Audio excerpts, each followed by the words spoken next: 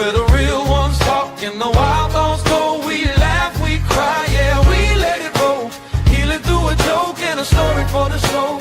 This that Lamar Walker show. Turn it up loud, let the whole block know. From pain to punchlines, watch the wisdom glow. Yeah, this that Lamar Walker show. Oh yeah, you turn scars into skits, old wounds into bits. Every call in, every friend feels like Sunday once again.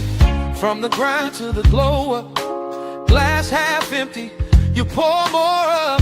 You take the weight we hold below and lift it on the Lamar Walker show. This that Lamar Walker show, where the real ones talk and the wild thoughts go. We laugh, we cry, yeah, we let it roll. Healing through a joke and a story for the soul. This that Lamar Walker show. Turn it up loud, let the whole block know. From pain to punchlines, watch the wisdom glow. Yeah, this that Lamar Walker show. Hey, some days heavy, some days light. You still find a way to make it feel alright. When the world's too loud, when the bill's too high, I press play, hear your voice, and I remember why. This that Lamar Walker show, where the real ones talk and the wild thoughts go. We laugh, we cry.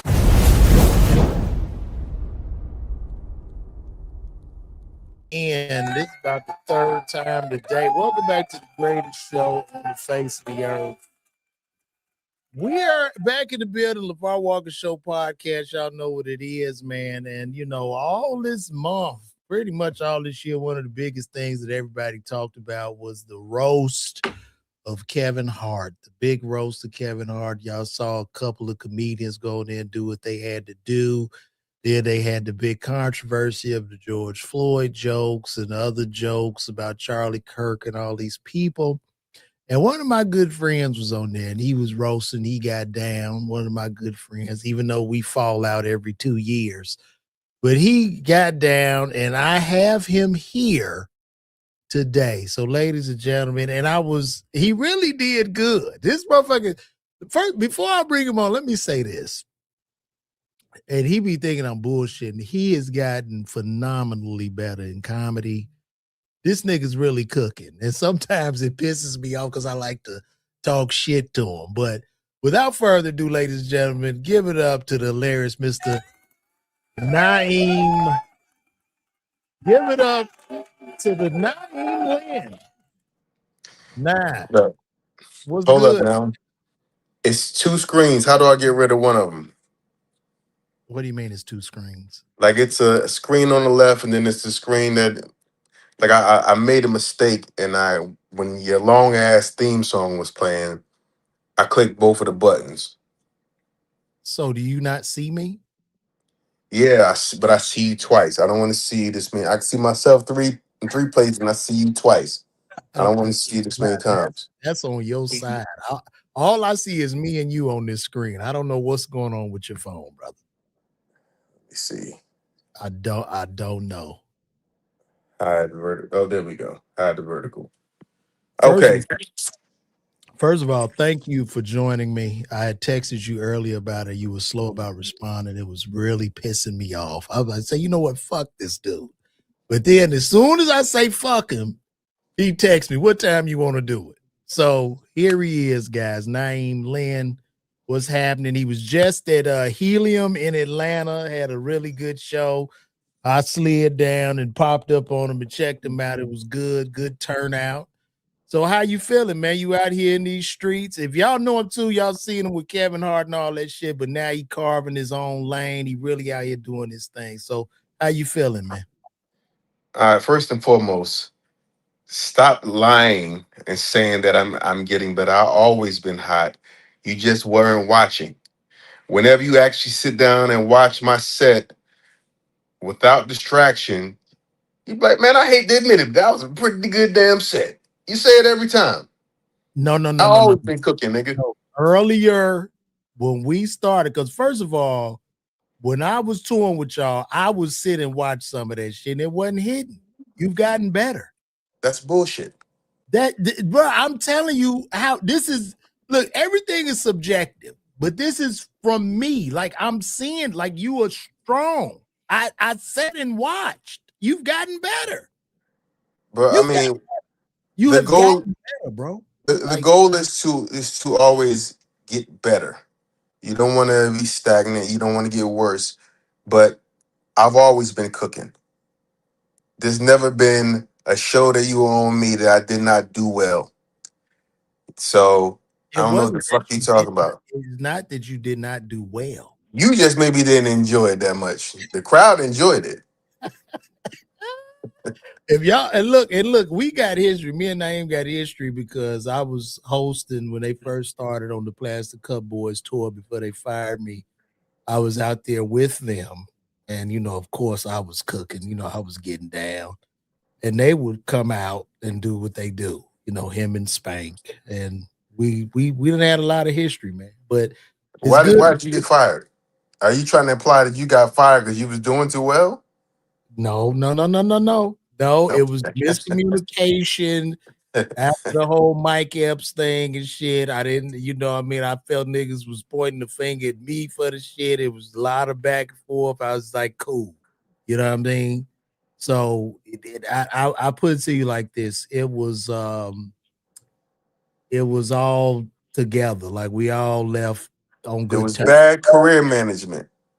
It, You it wasn't decided to it was just shit, man. I was going through it. That shit fucked with me mentally, bro. I'm like, this is some bullshit.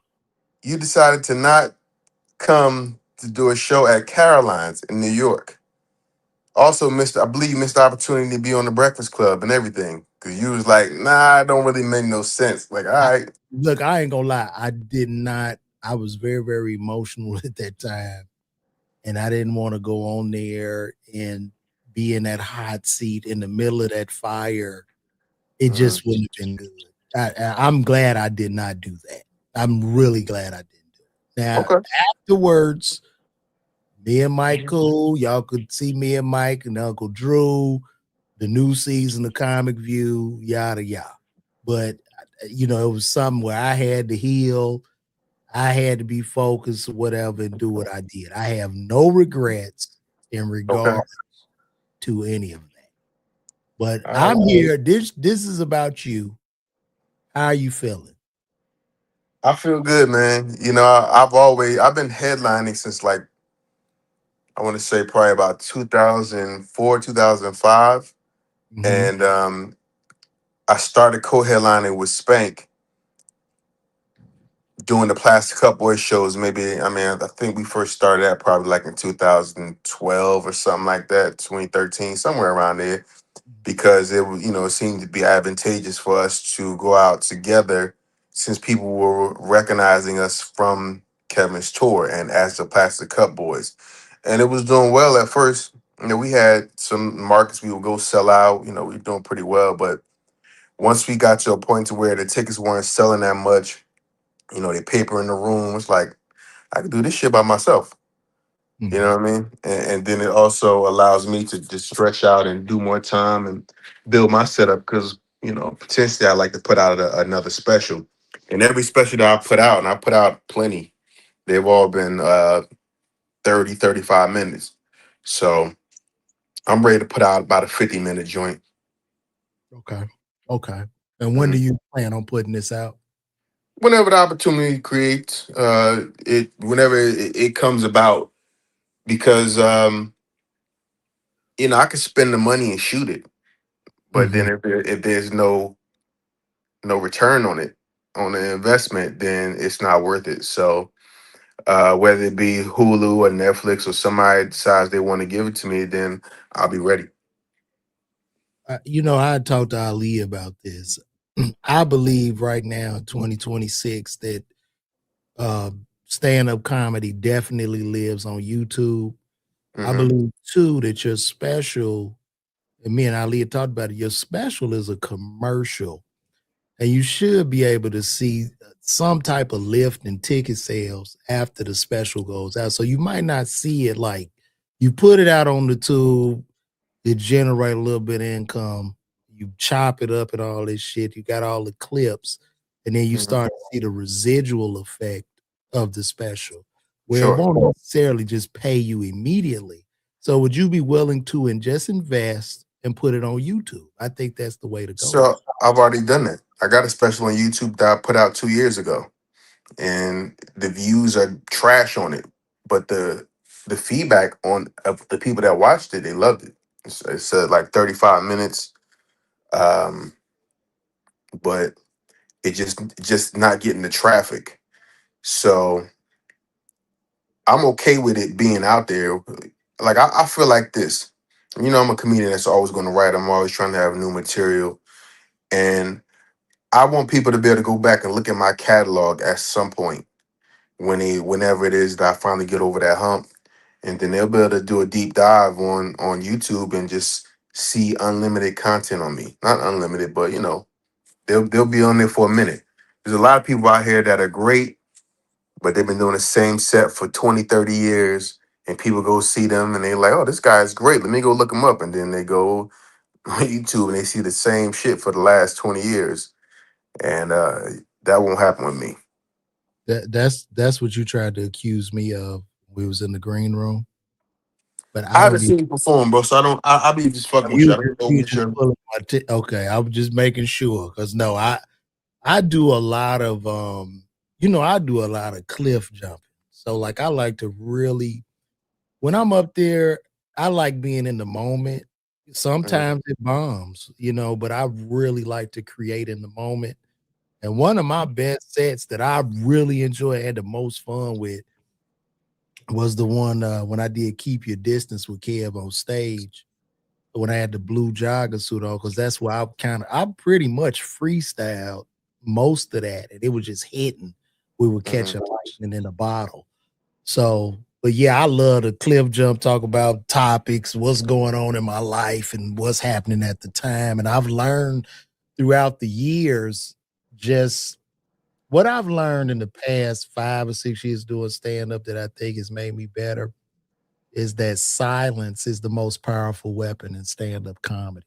It's not the cheap laugh, it's silence. If you get them to pay attention and you're able to give yourself that room and you're able to create in that space, that is a very powerful, powerful tool. And I never knew that because coming up in Uptown, coming up in very, very difficult urban rooms, you had to be so fast coming out of the gate. You see what I'm saying? So we were kind of trained like abused puppies or some shit. Well, nigga got a cadence. Shit, you ever be at the store with the motherfucker open the door? Bow! They just running, running, running. And it's like you're not really setting it up. You're not taught. You have a conversation, nigga. How was your day? You know what I mean? Mhm, mhm. That's what it is, Well, everybody would love to be able to do what Ali is doing. He's like a modern day Bill Cosby. He man. sits down, he takes his time. The one of the things, like I've been paying attention to him and really trying to understand the art of storytelling and why he can keep their attention like that. So what he's doing is he has levels. So it's a calm setup. He gonna paint this picture for you, and then he gonna get up and act it out. So that's what I believe is what's capturing them so much, because you could like sit there and tell a story, and if you it can get boring. But he sits down, then he gets up, and then he acts out every story, and that's where the energy comes from.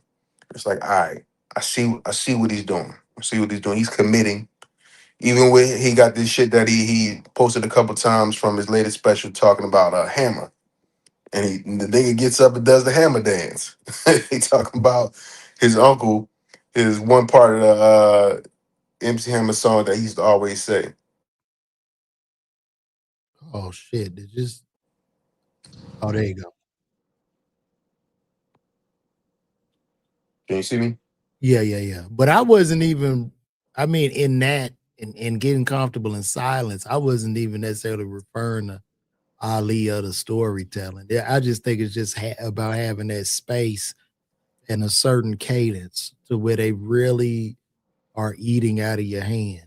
Like that's because I was very, very fast. I used to be fast and animated and physical Mhm. and shit. I'm still kind of, I do voices and shit like that, but just being comfortable in the moment. I think that shows confidence on stage. And I think people are like, man, who is this person? You know what I mean? And they into you even more. But no, he doing his thing though. I like it. You know what I mean? I think your cadence is really, really good. Like you take your time, you know, certain facial expressions. You Mhm. real calm. You in it. You in the pocket, man. So that shit is good, man. The way I'm ending my set now with the bit about not meeting your heroes I love that is shit. it's kind of uncomfortable for me Mm, to the setup to tell you want the payoff to be worth it at the mhm, end. mhm. So that's really me challenging myself. But I'm always I'm always trying to challenge myself and evolve and become a better comedian. You know what I mean? It's the simple nuances. It's trying to smile more on stage. I remember I saw uh Kathy Sledge. You know who Kathy Sledge is? I'm not familiar with Kathy Sledge. Kathy Sledge is the lead singer of Sister Sledge. We Are Family. Okay. Okay. And I used to date her daughter a while back, right? And we saw her mom perform one time, and she only got two, three songs, hits anyway. Mhm. And she got up there and she was performing like that shit was number one on the pop chart right now. You would never think that she done sang this song a gazillion times, and she was up there singing that shit, smiling and just happy. And I was like, see, that's the show business shit that they teach you back in the day. Mhm. They trained people. You didn't just get up there and just sing like these motherfuckers today. They had people come in and train your ass. Smile, smile. Even like in the Jackson movie where Joe was telling Michael, smile, Maka, look at me. Like that was real shit. Yeah. Yeah. So it made me and it depends. I don't do it all the time, but when I'm conscious of it, then it's like, oh yeah, let me smile. Let me look like I'm having a good time. Because when you look like you're having a good time as the artist, it makes the people that are watching you enjoy it even more. That's how I feel. Like, wow, they're having a good time now. I'm having a good time. And you know what? Now that you pointed that out, I did notice you smiling more on stage. See, that's another thing. You never smile, nigga. You didn't smile back in the day we was on that tour. That nigga I be up mean, here straight face to the motherfucker like nothing. Like, you know what I mean? So I'm telling you, man, it's gotten a lot better for me. You know what I mean? It's just this shit is mhm. really good, bro. But Cause that I'm was also the deadpan shit was also part of my shit though, part of my stage presence. You know what I mean? Like this nigga saying some wild shit but dead serious. That was also part of it. So it's like really just going in and out of it. Like what punchlines I want to deliver seriously, which ones I want to deliver with a little laugh and a smile, whatever. So it's really it's more to it than meets the eye. People don't understand the shit that comes with being a performer. how do you feel about the game of stand-up comedy in 2026? Like what do you think about the game now? Is it about talent? Do people care about talent? How do you feel the game is? Man, I really don't even be keeping up with what other people. I mean, of course, you on social media, you can see who's doing well. You can see Mhm. Mojo is killing right now, and Desi, and just that next generation. You see them kind of carrying the torch. Um, I know as far as selling tickets, I think we're not really in that pocket anymore of when people used to just be like, "Hey, let's go to a comedy show." Just the random people at your shows, and the clubs are not doing a great job of promoting. They're still doing the little bullshit. You might have to do some press, some radio, and people don't even fucking listen to radio like that no more. Mm. So you really got to take things into your own hands. So I'm just trying to figure out what that is. You know, we talked about it the other day how followers don't translate to ticket sales all the time because the people that follow you on social media, they may be following you just for what you're doing on social media.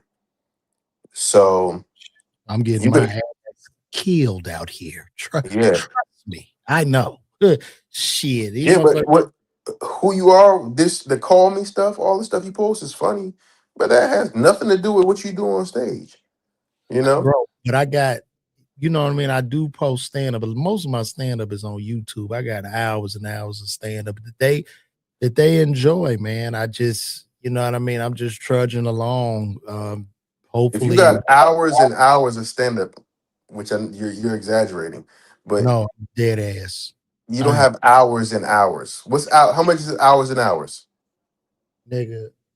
I could you want me to pull it up right now? How much is hours and hours? How Nigga, many I hours is hours got and hours? over 90 hours of stand-up on YouTube. This nigga think I'm telling you, bro. I'm You not, and got I'm 90 hours, do you want to see? bro. You have 90 hours of I can stand up, pull this shit up right now. so you could have 90 comedy specials right now Would you like for me to pull it up? of all different material. If some is some Now repeat get the after, fuck out. because I do, nigga. I'll be You on haven't been on stage for 90 hours in your career, right? stage, So you nigga. got 90. Bro, listen, I can show you. Like, we can go on my YouTube page right All now right, bro. I believe you. If you got that much time, why are you not posting that shit on your Instagram? because the YouTube fuck with me with the algorithm. If you see here, like this one, I just posted this not long ago. I'm gonna show you. Um, If you have content like that, Look at that. This one is like at 70,000 views in 2 weeks, live from Chicago. mhm, LeVar Walton talks about everything, everybody, 1.8 million. The fake doctors, the Terrence Society part, I did 49,000 views in a month. Why sleep feels better than going out in your 40s, 54,000 views. Why Courtyard Marriott feels like 1983, that's 5,000. This is you. Well, of course, the Kevin Hart, when you shitted on me in the competition. I shit on you. Now, you talk shit. I don't like him, but no, I know I'm just bullshit. And then the Joe Jackson wasn't the villain, 41,000. Okay, how long are these clips? Nigga, these bitches like an hour, bro. Everything an hour on here. You Cause got an nigga, hour. You got an hour talking about Joe Jackson. not just Joe Jackson. That's just the title. Hmm. You know what I mean? I just put my shit out. I don't give a fuck. Some of the shit ain't even funny. I'm just putting out. So You know what why I don't mean? you chop these clips up, chop them into some clips, and put them on Instagram? Because that's how people are really starting to develop that fan base, like the Josh Jackson, Josh Johnson. Well, I've put some clips out, and I need to do more. But what happens is the algorithm becomes so used to you doing one thing. So, like for instance, if I go talk some shit or do a green screen, I'm typically gonna go viral. That shit is gonna push on Instagram. Now, when I post this stand-up on YouTube, they recommend my stand-up. So that's why I'm doing 70,000 and all these views I'm over. not saying don't put it on YouTube. I'm saying put it on everything. You talking Now about you I'm gonna getting your ass kicked with the tickets? Put the shit on Instagram. I'm gonna try. I got some on there, man. They just don't do shit. Them bitches don't move, bro. We are like, see, that's the thing with this shit right now to me. It's like we are literally in this day and time, as comedians, as artists, whatever you do, we are all like victims to the fucking algorithm. So the reason, and I'm gonna tell you something, the reason my stand-up goes so well on YouTube is because of like the Kevin Hart when I won Miller. that went crazy. So YouTube say, oh, yeah, we know where to send his stand-up kind of. Whereas Instagram, the talking heads go crazy. So they know where to send the talking heads. You see what I'm saying? It's weird. We like all fucking slaves to this algorithm and figuring it out. So each platform is inherently different. It's weird. But I post more shit. I got a lot of shit out there. No, you got to. You got to post the shit, man. I Oh, mean, take it. I think in stand-up comedy right now, and I see you got people winning. I think I play the content game, of course. I feel as if a lot of us are at a casino right now, and each piece of content is a chip that we putting in a slot machine. And some niggas hit the jackpot. You know what I mean? Like, cause it'll just go. You just go. The algorithm has accepted you. Like, it is shit piece of content that I put out there was shit to me that did 40 million views with me talking about a fucking wig. You know what I mean? Like, so it's just, it's a different game. It's just a totally different game. But that's what it is, man. You did very well on the George Floyd roast. Y'all shout out to that. On the George Floyd roast? I'm sorry. The Kevin Hart roast. I'm sorry. The Kevin Hart roast. You did the thing. I saw you put it down on there, man. Tell us how you feel about that. Man, I think one of the best feelings about it was the love from the comics, actually. The most love that I got was from like the comics, like, nah, your shit was the best. You are top three. So to get the respect from your peers was dope because the rest of the world, most people don't know me. I was the wild card, the unfamiliar face on the dais. So it took them a minute to even like who's this dude, And in the moment, I was, all my shit was landing, but it wasn't hitting as hard as I wanted it to. But because of the love I got, I was like, oh, this shit must have translated really well on TV. But there in person, it was just like, solid set. I didn't get to stand in though. I didn't have the moment, the Nikki Glazier moment. Uh Cheryl Underwood did. And I was happy for her as if it was me. So but I it I, I hasn't think translated. I think you was in like a really sweet spot in regards to, Order? well, not only order, but in regards to comedy, because comedy is the element of surprise.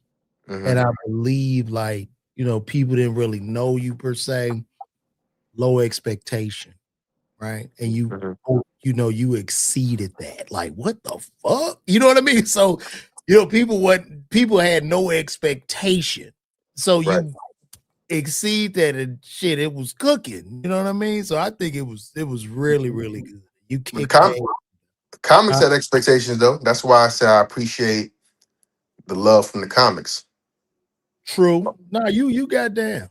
You got down, man. That shit was good, man. And then, I know people was going in. I've been getting into so many arguments because if we're gonna do a roast is a roast, right? People say all kind of shit in the roast. A lot of people's in their feelings and shit. I can't believe, Kevin. I guess they wanted Kevin to attack Tony Hinchcliffe in the moment. They wanted a Will Smith moment or some shit. But I'm like, bro, it's a roast. It was set up as a roast. It's on the fucking Netflix as roast. They met in a place to roast, to get inside of an oven. You know what I mean? And people felt some kind of way and shit.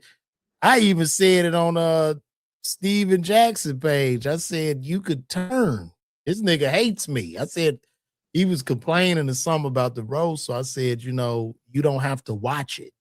That's all I Well, said. it's personal to him because George Floyd was his man. I get what you're saying, bro, but all I said is you can turn the channel. That's all I said. You don't have to watch this shit. Yeah, but it's more than that. It's about Some people complain that didn't watch the shit at all. It's just about the climate, which is never going to end. It's always going to be the same climate basically, but people just wanting those type of things not to be said. The backhanded racism shit and shit that like I've talked about this shit many times. The George Floyd joke, it shit wasn't fucking funny, and it was just like it was kind of like why? What do we? But then at the same time, shit, I could the least the niggas that caught strays from me are alive.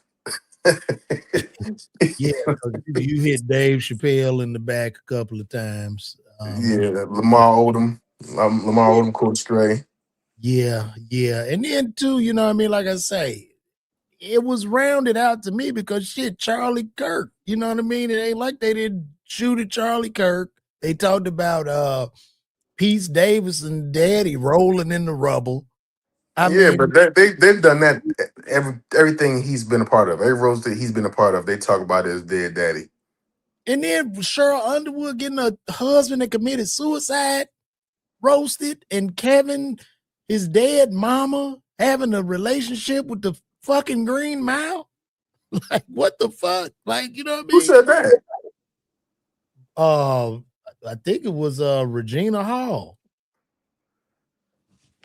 She was talking about his mama in heaven fucking the Green Mike, Mile.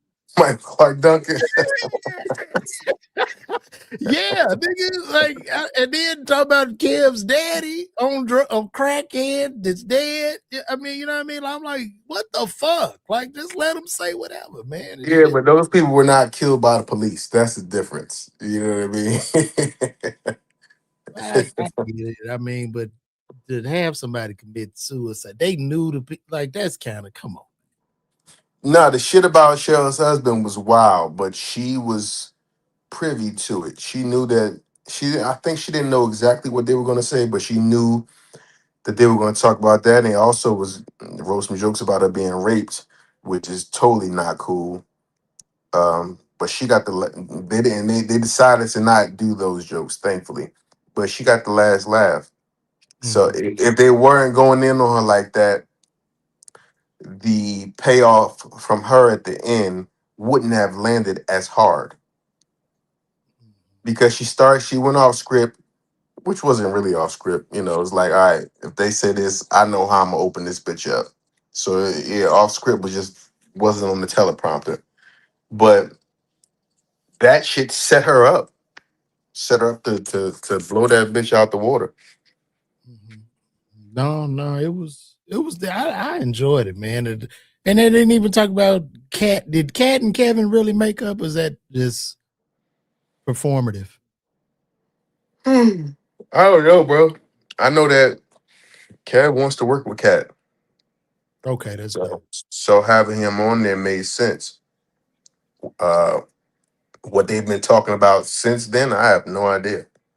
Okay, okay. And I heard you talking about on another podcast the writers in the room. So all the writers were white writers. Is that correct? Yeah, the whoever produced it, and I guess this is Netflix produces it and it's their project, but then they hire people, right? So whoever this team of writers was all white. Now there were black writers involved, but those were people that were brought in by the talent. But as far as the people that put this shit together, it was a room, and Jeff Ross was part of that writing. He was in there with them. I also heard that. So I had a joke about Cheryl that they made me take out because it was like, "Oh, Jeff is doing something now," and I'm like, "What you mean? Like my shit is y'all have had my set, y'all know."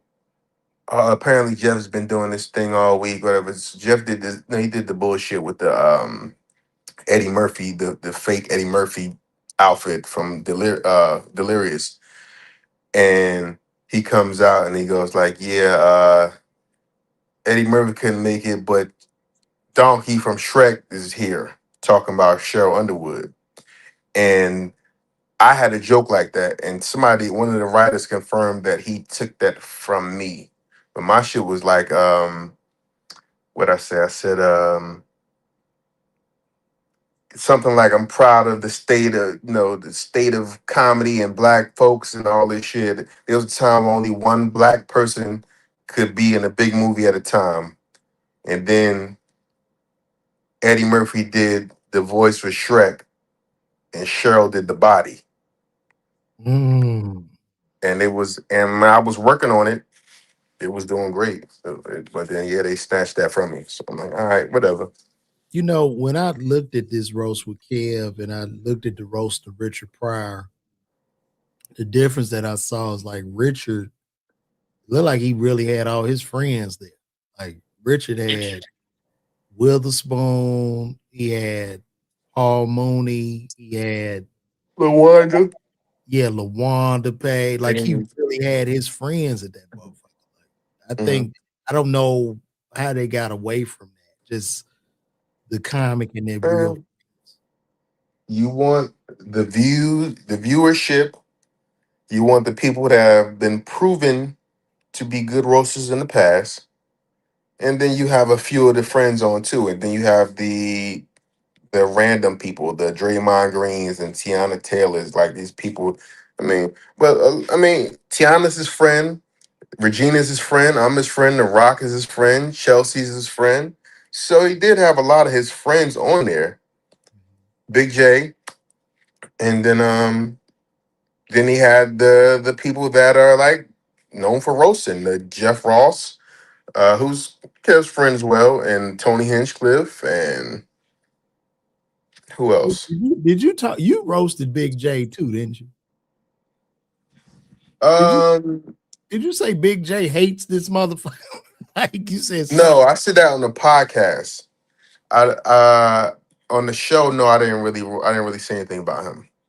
But on this podcast, I said that Big J hates Kev, and I said he's always hated him.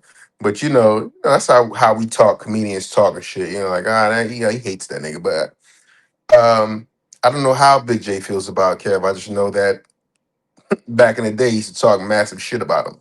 And then And yeah, I saw one podcast he was talking about him. He said, I guess this is about the time he blew up.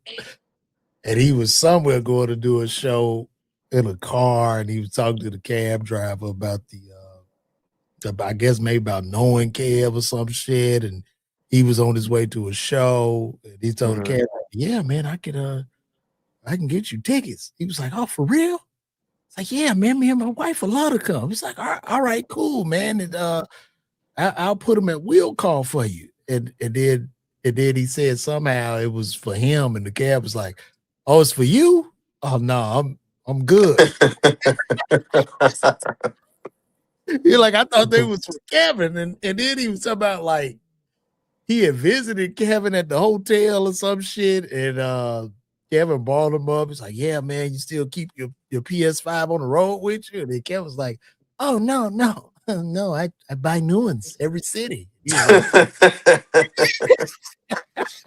he was like, you don't do that? Like he was like, it was just awkward and shit. It was hilarious though. Which is not true, by the way, but that's funny as hell. Nigga buy a new PS.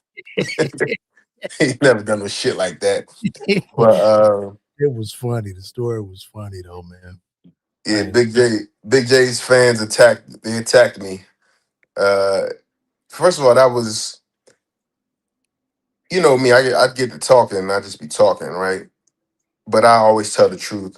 But that was whack that they used that as a clip. That's how I felt. Like if you watch the whole interview, you kind of see the context and everything. But to make that a clip, I didn't like that. And I could have told him to take it down, but it's like, fuck it. I'm not lying, but I thought that was kind of whack yeah, because they told me like, yo, we are a podcast that we promote positivity. We're not trying to cause any controversy. And then they put up all these controversial clips. They chopped up some shit I said about Kev. Well, not chopped it up, but just didn't give full context. So it looks like I what don't like podcast this was nigga. that again? That was the TFU podcast. Which part? Yeah. TFU. Yeah, Okay. few. Mm. Wow. So, I always talk about whenever I talk about Kev, it's always like with big respect. I always show love. I always say that I don't have any sense of entitlement, and I'm happy for the things that he has done for me. Mhm. But then I'll say, because then say, well, how come he don't put you in any movies or whatever? I'm like, I don't know. I said, you can't win. If he does, then people will say you ain't shit without this nigga. If he don't, then people say, damn, that's fucked up. He don't put you in shit. But I was like, he's done all of these things, but he just, putting you in films is just not what he does. And they'll just show that part, and it's looking like, I'm an ungrateful motherfucker. So I don't like that. That's why I'm doing my own podcast now, and Mhm. it's not going to be any clickbait like that. And then go It's, tell them the name of the podcast. it's called DMC, Deep Meaningful Conversations with Naim Dope, dope, and that's kind of going off of Name's knowledge from from the radio. from. Yes, and no, because on Naim's knowledge, I give advice. So I'm Okay. not really giving advice. I'm just trying to I'm having entertainers on, and people that are not even entertainers, um, and just like having deep conversation instead of the shallow shit.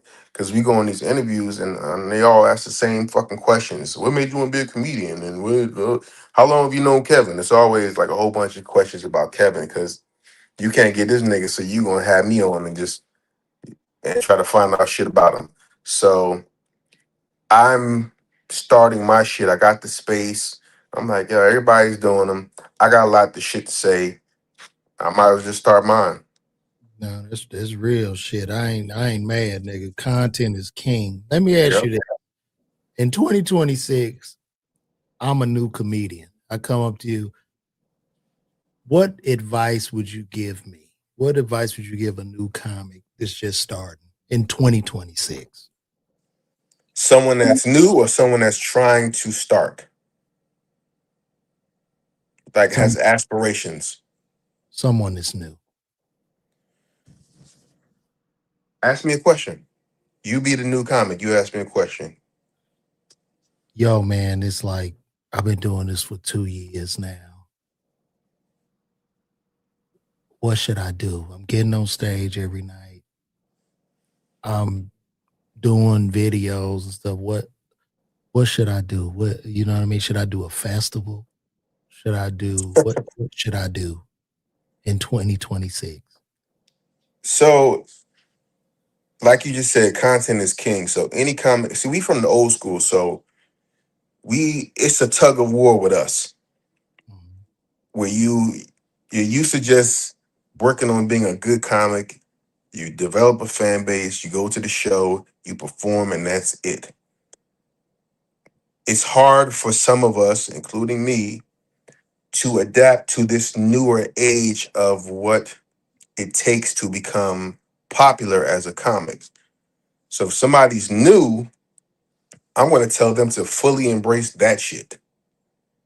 This is the way you see it. You got to put out content. You got to do this over and over again. This is what helps you develop a fan base. Now, the important thing is that you also put that same amount of energy and time into your craft so that when these people come to see you, they are satisfied. That's why Mojo is killing right now because he was already a comic. He already was doing well, funny guy. And he developed the fan base with his sketches. And then they go see him and like, oh, this dude is actually funny too. So from a stand-up side of things, I'm always telling people the same shit. Be first of all, use your real name. Motherfuckers come out with these crazy ass names. I met a couple people this weekend had these crazy. I'm like, what is it? Where you get that from? I'm Okay. Dumbledore. Yeah, Lunch. like you're not a rapper. Like, and I know back in the '90s with Def Jam, people had these funny little names, and it made people want to follow that. But I think I even told Mojo, I said, "Yo, bro, your name." I thought his name was Dion, but it's Dion. It just spelled Dyon. I'm like, bro, use your real name. But he kind of thought about it, but I think he'd already starting to like really bubble, It just didn't make sense for him at that point. But yeah, I always tell people like, yo, use your real name and be as personal as possible. Anybody can do observational comedy. Current events are great if you're a person that wants to continue. Like, you always got some new shit to talk about. But as far as just stand up, you got to talk about what's going on in your life, your family. Let people know who you are. So one thing about you, I always like how you talked about your work shit, but you didn't let people into your personal life outside of the job. So are you at No, that point yet? I'm doing. Oh, absolutely, bro. I tell you, my pops just had a mild stroke not too No, I didn't long know that. ago. I didn't know that. Yeah, all right. I mean, oh yeah, yeah, he good, man. My mom rehabbed him, so I kind of let people in on that. And then my family dynamic, my wife, my kid. But then sometimes the wife and kid shit, everybody, the wife and the kid what I mean. I try to do a different. But that ain't your wife and kid. You What? all heard all the shit I said about my daughter. Ain't nobody saying that shit. I'm talking about shit that happened with my daughter. Real shit. And you know what? That's good because that I'll be more specific in it because yeah, your life is that's how can't nobody really steal from you because it's a tailor-made suit at that point. Yeah, you leaving too much material on the table, man. That's what I always tell people. You got all this shit going on. When I was working with Sid for those 6 months, I was like, "Yo, why you don't talk about your family?" It's like, I really ain't trying to do that. I'm Yeah, like, all right. yeah, that's real shit.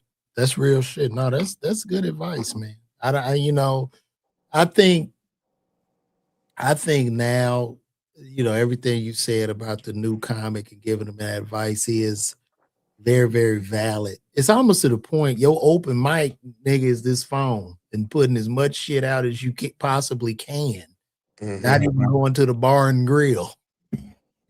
Be a bar and grill warrior. Like that shit's so over with and shit. It's just not moving the needle for a lot of people. And like I Yeah. said, even me, like my ticket sales has really been in a slump this year. I mean, I over the years I've done cool up and down certain markets, but it has really been tight um this year for me. So I'm trying to figure this shit out, man.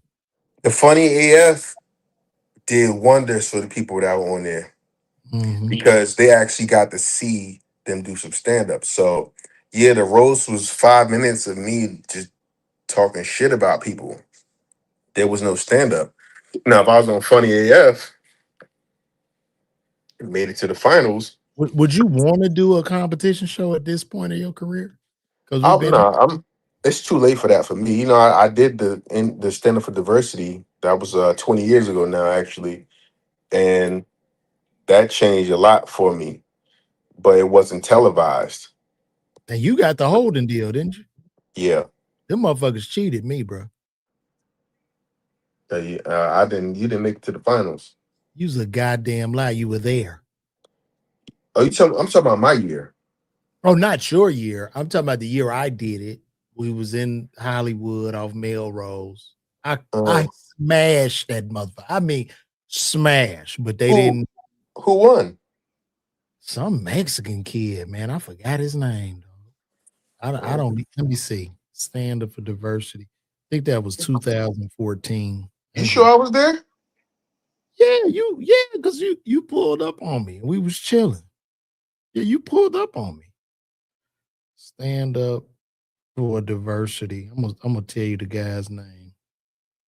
Matter of fact, people was congratulating me outside because I had smashed so damn hard. You know what I mean? I think the kid's name was Guerrero. Nick Guerrero. Nick Guerrero wins stand up NBC showcase lands holding deal. Nick Guerrero. You know who that is? Oh shit. I guess his Wi-Fi went out.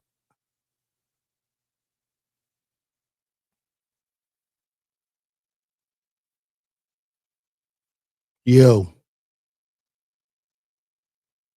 I think he gone, yo.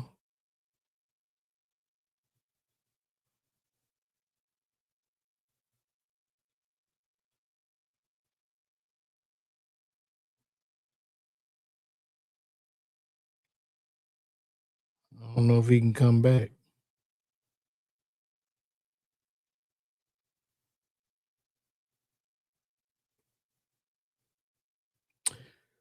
Well, I think Brother Nas gone. I'm gonna see if he come back. I don't know. Can you let me see? Can you get back in?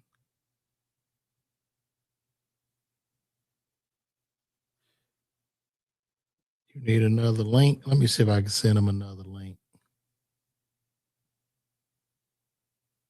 Mm,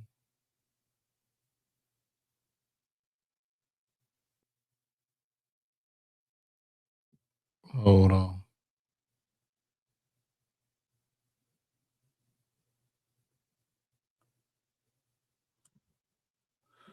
Let's see if he get back in. Let's see if he can get back in, y'all. Oh, there you go. Okay. No, Yeah. the guy that won was Nick Guerrera. Nick Guerrera woman. Spanish kid. But Oh, it was decent, but shit, I goddamn. You know what I mean? I goddamn. I did all that pharmacy shit, and them niggas stole my pharmacy shit. I saw a lot of my jokes on an NBC sitcom. They had a pharmacist in that bitch, and then he was at the counter going, "Yeah, do you believe I got this doctorate degree and they're making me ring up chips?" I'm like, these niggas, when I tell you they stole that shit from me, like 100%. And my cousin is sending it to me. I'm like, damn, nigga, they got me. But I didn't make no fuss over it. It is what it is. But yeah, man, he got down. But I ended up doing like last comic stand, and I did the semifinals and all that shit. And that was pretty good. Jesse, what's his name? What's that comedian name? Jesse Hasselnick. Nickel. I don't know. What's the comedian name? Nickel Hasselnick. Jesse something. He I was don't the know. host. I was on there with Miss Pat when Clayton won. Clayton English won my year. Mhm. Anthony Jeselnik. I'm sorry. He was the He host. was. Oh, okay. Yeah. Anthony Jeselnik. Mhm. Mhm.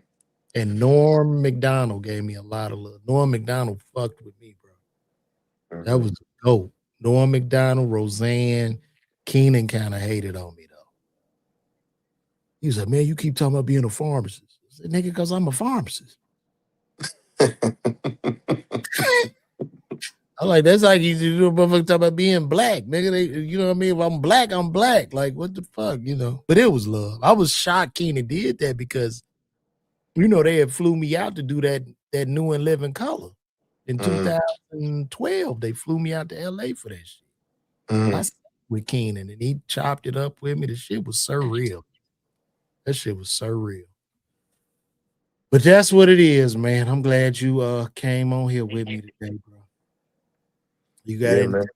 coming up? I know you at Stardome.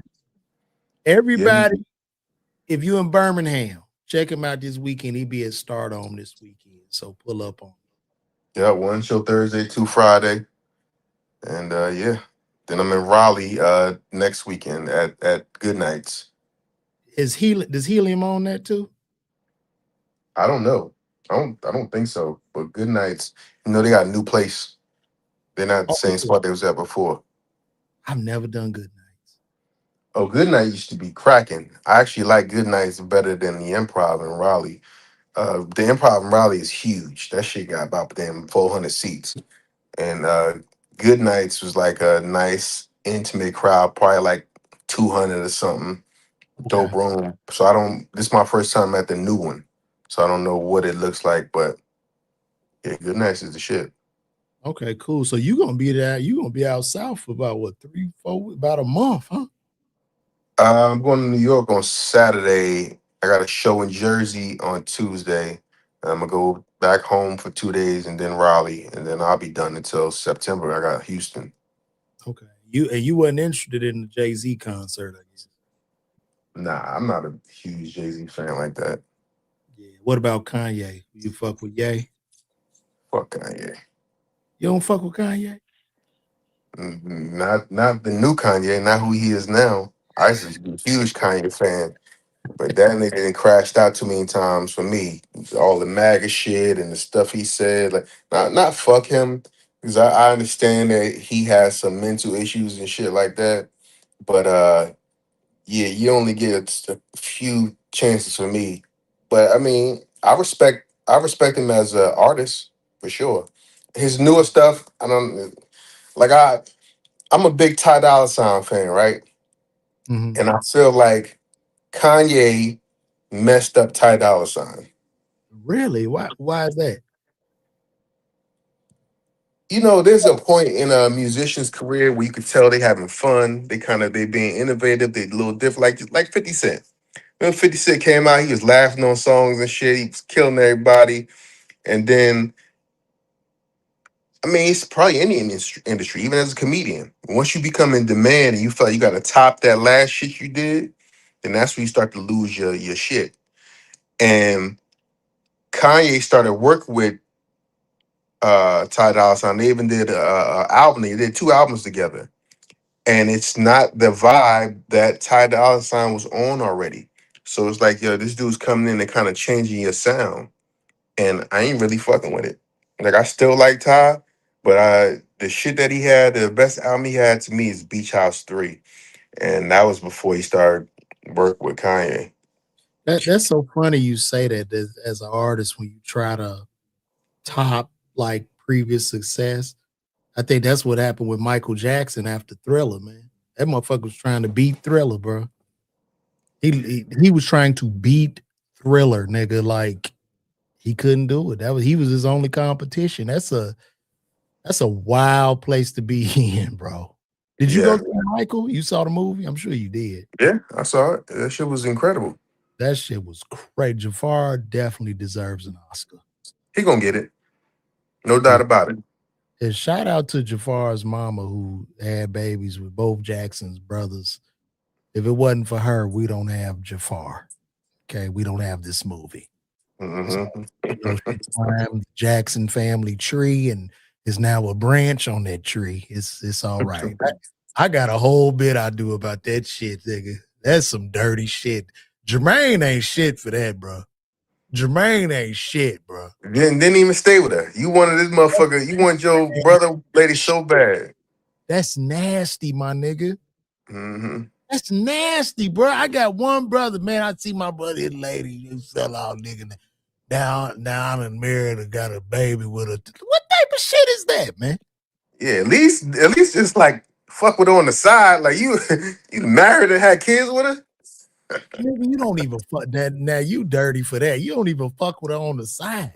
All Nigga, that pussy as a all Jackson brother, all that nigga. shit is wrong as fuck. I'm just saying it's levels to the disrespect. You know what I mean? He shouldn't do none of that shit. All of it's dirty. But Like, for him to be open, like, nah, this is my wife now, and we having kids. look, how awkward is Thanksgiving? Randy ain't going. And nigga, this is just like five heartbeats. JT, hey, you got to have all the women, JT. Nigga took duck bitch. Man, that shit is nasty. But it's like Randy already had the kid with her though, too, bro. He had multiple kids with her. Bro, have you heard that story Chris Spencer tell about Randy Jackson? What you say?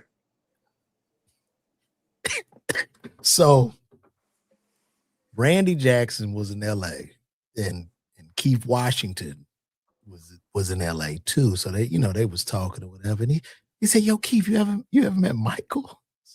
So Keith was like, Nah, man, I ain't never met him. Really? He's like, You want to meet him? And then Keith was like, Yeah, man, I would love to meet him. So nigga, they get in the car, they drive all the way to fucking, I don't know, where's Neverland? That Encino or somewhere? Santa Barbara Yeah. somewhere. That shit like an hour, 2 hours 2 away. hours, nigga. They drove all the way to that motherfucker, right? So they at the gate, they in the car, they at the gate. So Randy rang the bell and Michael answered. Hello? Randy was like, Hey, what's up, Michael? I got Keith Washington with me, man. We wanted to just come see you. And Michael goes, Randy, what day is family day? And Randy was like, Sunday? And Michael goes, What's the day, Randy? Wednesday. See you Sunday, Randy. They had to drive back to LA, bro. They ain't even open the fucking gate. I was like, oh, that shit is hilarious, nigga. Oh, Michael didn't want to be bothered with their ass, nigga. And when Kev say, I saw Kev on some interview, that nigga said Jermaine Jackson just popped up at the house, nigga, in the theater gear. Say the nigga had on some shit from the Victory Tour, nigga. Like he said, Kev say he came to the door, Jermaine Jackson was out there. Hey, brother, I was just in town. I just want to tell you I love you. I think they lived in the same community at that time. The Victory Tour shit on, nigga. That shit was hilarious. But I love, like, bro, I've been listening to the old Jacksons, man. Them niggas had hits for days, man. I mean, that motherfucking music was so cold, dog. What was that song they did on the Carol Burnett show? And they moving side to side like they on ice, man. I think it was Forever Came Today. That shit. You sure it's not shit? It's not Cher. They had one cold when they did on Cher, but then they had another one on the Carol Burnett show, and I think it was Forever Came Today or some shit. I mean, they would fuck this. I know they. Nigga, I'm about to play that bitch now. I could just cut that out. They'll give me a little. They're not gonna strike me, but I mean, this shit was insane. I'm gonna show it to you. I mean, they were incredible, dog. Yeah, I'm gonna play this shit. I don't give a fuck. Y'all niggas. Let me see. How'd you get your podcast sign made? That shit is dope. I send you the information. This Asian company. I got it out of China. I'll send you the information on it. Hold on, let me show you this shit. This shit's so motherfucking thick.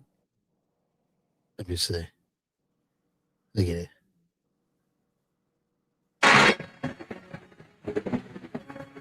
Well, look at this shit.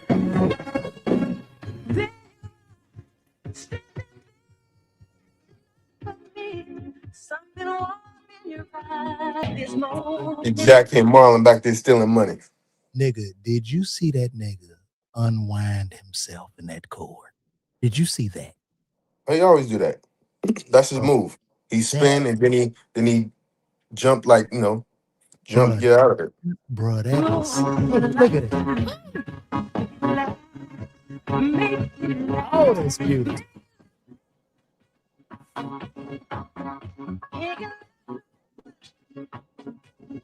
Oh.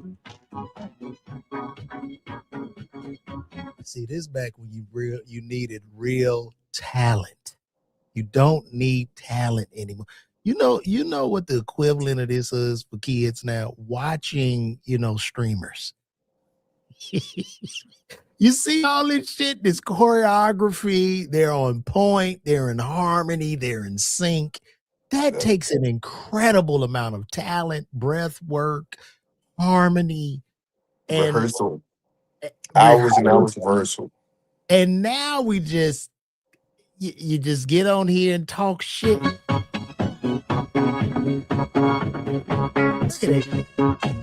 Darling, Mike is smooth as hell, boy.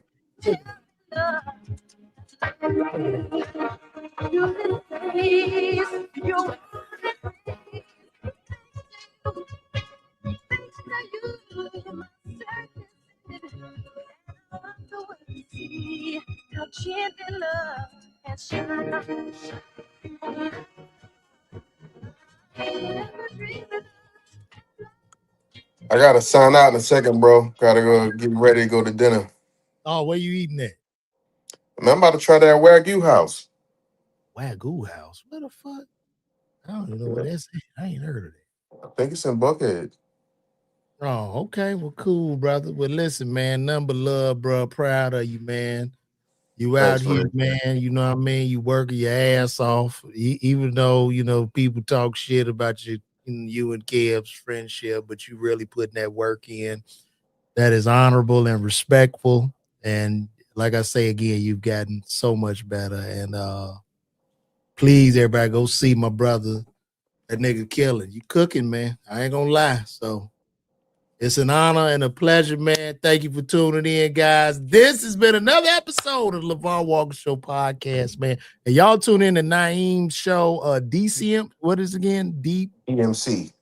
DMC, Deep Meaningful Conversations, as well as the Three Dads podcast. Yep. Y'all You can tune in. my IG page. I didn't put out my first video yet, but I already have my first episode. I got Afion Crockett, so I'm gonna post it in the next week. Is DMC_pod is the handle on IG. Cool, brother. Well, salute, man. Have fun at Wagyu. I'll hit you up. Holler at me when you're done, whatever, man. I'm All right, out, bro. y'all. Good night. God bless everybody. We gone.